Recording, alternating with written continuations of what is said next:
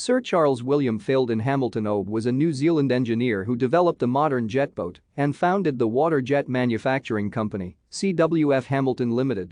Hamilton never claimed to have invented the jet boat. He once said, "I do not claim to have invented marine jet propulsion. The honor belongs to a gentleman named Archimedes who lived some years ago. What he did was refine the design enough to produce the first useful modern jet boat." Hamilton was born at Ashwick Station near Fairlie, New Zealand. He survived an aeroplane accident returning to Rongotai Airport in poor conditions on 19 February 1936.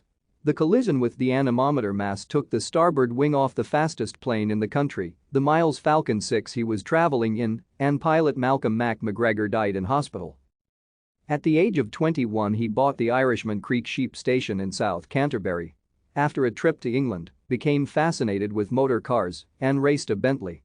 He decided to develop his own heavy machinery. Thank you for watching. Like and subscribe if you would like to view more of our videos.